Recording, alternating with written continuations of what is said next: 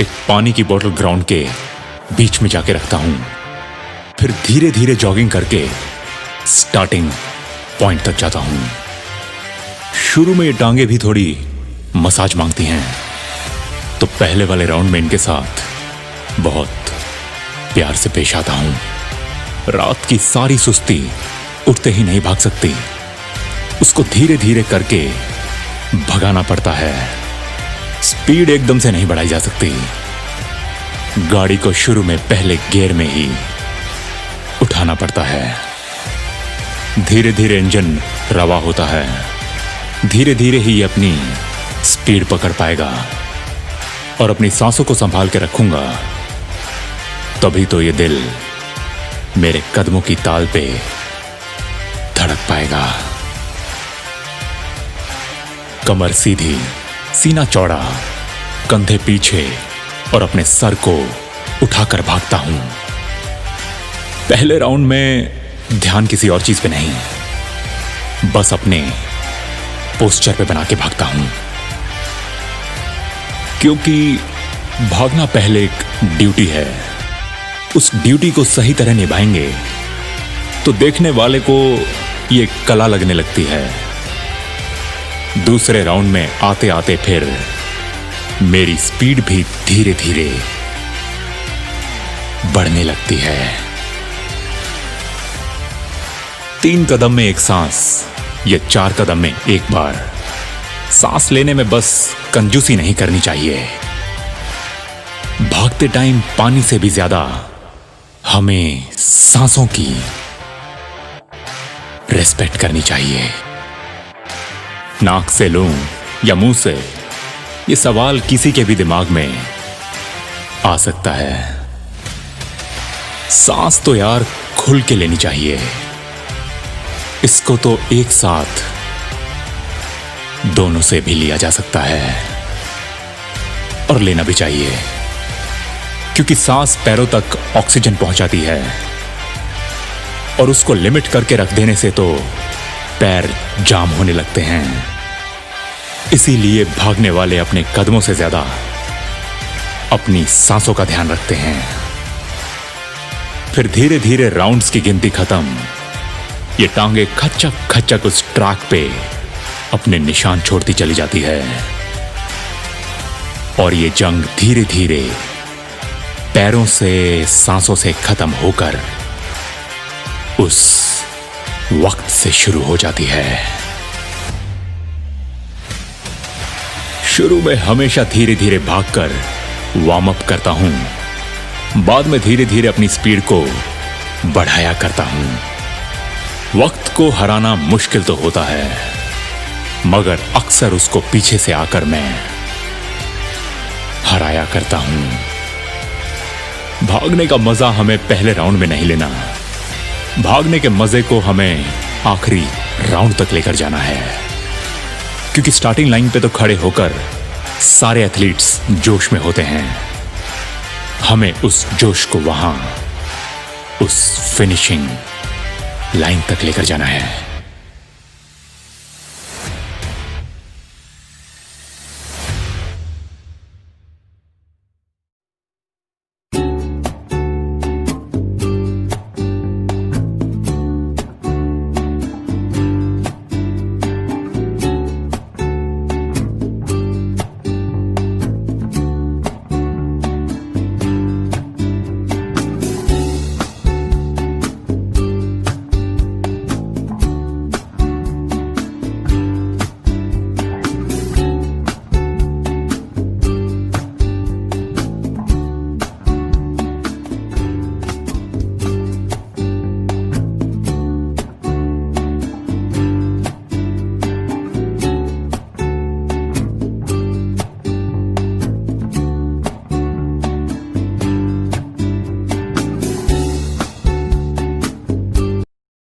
कौन क्या कहता है, किससे तुझे उम्मीद रखनी है, कौन तेरी बात मानेगा और किसने तेरी तारीफ करनी है।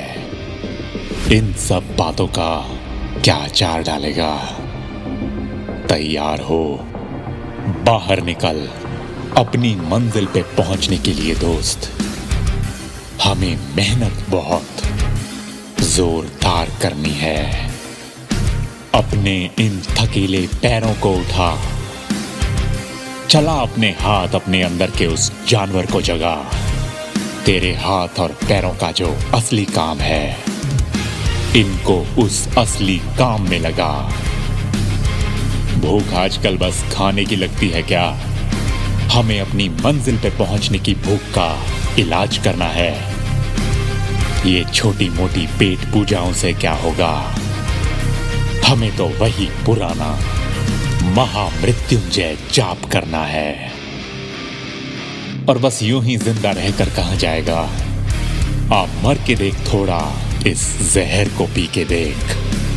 अपनी सांसों को बचा के हवा के भाव बढ़ाने हैं। गला छिल जाए जिससे हमें वो तूफान का दम भरना है।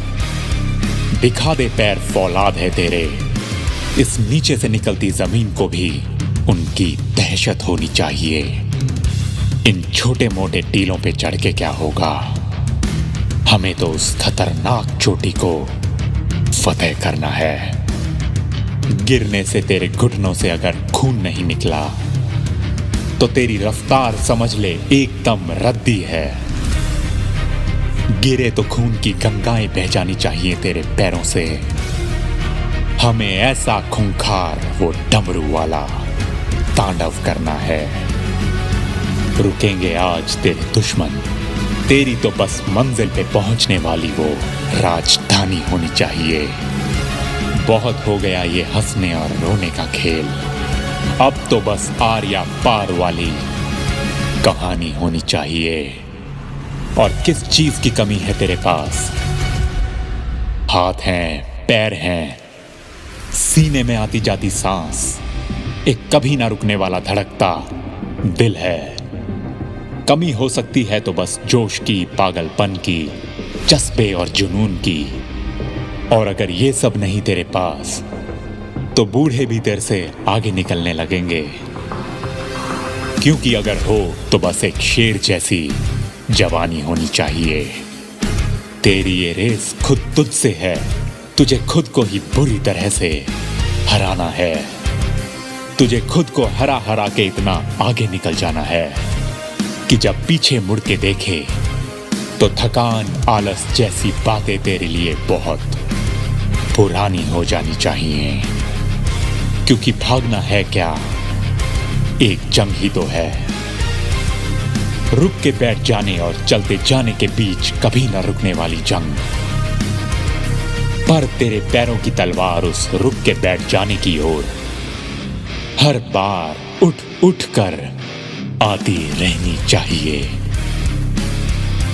होंगी बहुत मुश्किलें होंगी, कई दुख तेरी जिंदगी में बिखरे पड़े होंगे, मगर इस एक घंटे के लिए तेरी सारी मुश्किलें, तेरी सारी दिक्कतें तेरे दिल में जलती इस आग में स्वाहा हो जानी चाहिए। गोली के जैसी रफ्तार, उसकी तेजी, उसका सटीकपन, अपनी मंजिल के बीच में आने वाली हर चीज को चीर के निकलती उस बंदूक से निकली हुई तेरी जवानी होनी चाहिए। चीता है बेटे, तू चीता है। तुझे तेरे साथ रहते इन गधों ने बस थोड़ा आलसी बना दिया है। इन गधों का बात बात पे शिकार करना बंद कर। उस तेज हिरन का शिकार कर। हिरन का शिकार करना ही तेरी इकलौती कहानी होनी चाहिए।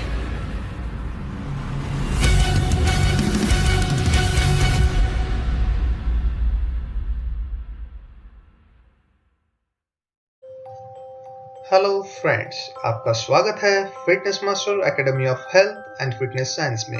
तो आज हम देखेंगे व्हाट एग्जैक्टली फिटनेस इज। अगर किसी आदमी की बॉडी वेल बिल्ड हो या किसी औरत की फिगर वेल मेंटेन हो, इससे हम ये नहीं कह सकते कि वो आदमी या औरत पूरी तरह से फिट है। पूरी तरह से फिट मीन्स आप आपके डेली रूटीन में जो कामकाज करते हैं वो आप बिना थके और ज्यादा एक्टिवली कर पाए। इसके लिए आपको आपकी बॉडी की जो मेन 5 कंपोनेंट्स ऑफ फिटनेस है उन पे ध्यान देना बहुत जरूरी है। तो अभी हम देखेंगे ये 5 कंपोनेंट्स ऑफ फिटनेस कौन से हैं।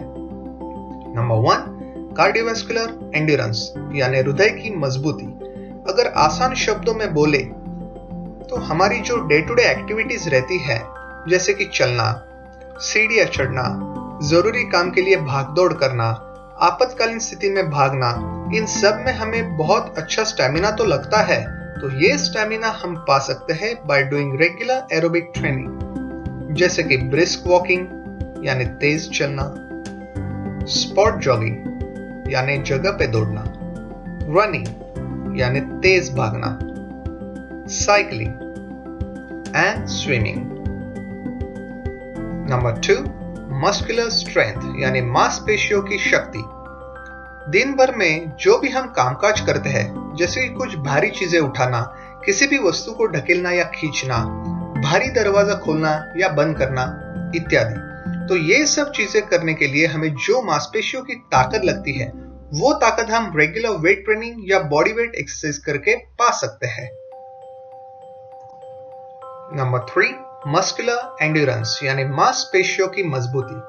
मस्कुलर एंड्योरेंस का मतलब है किसी भी प्रकार का काम बिना शारीरिक थके ज्यादा से ज्यादा समय तक कर पाना। फॉर एग्जाम्पल, हाथ में बैग या सूटकेस पकड़ के ज्यादा समय तक चलना, या सीढ़ी पे कोई आदमी वॉल पेंटिंग के काम के लिए चढ़ा हुआ है तो वो सीढ़ी दूसरे आदमी ने नीचे से बिना हिलाए ज्यादा समय तक होल्ड कर पाना। नंबर 4, फ्लेक्सिबिलिटी यानी लचीलापन। ह्यूमन बॉडी के जॉइंट्स यानी जोड़ों की जो मैक्सिमम रेंज ऑफ मोशन है वो साध्य करने के लिए हमें योगा, ताई ची, मार्शल आर्ट्स, पिलाटिस जैसे व्यायाम प्रकार करने आवश्यक है, जिससे हमारी शरीर की फ्लेक्सिबिलिटी यानी लवचिकता बढ़ेगी। नंबर 5, आइडियल बॉडी कॉम्पोजिशन यानी आदर्श शरीर संरचना।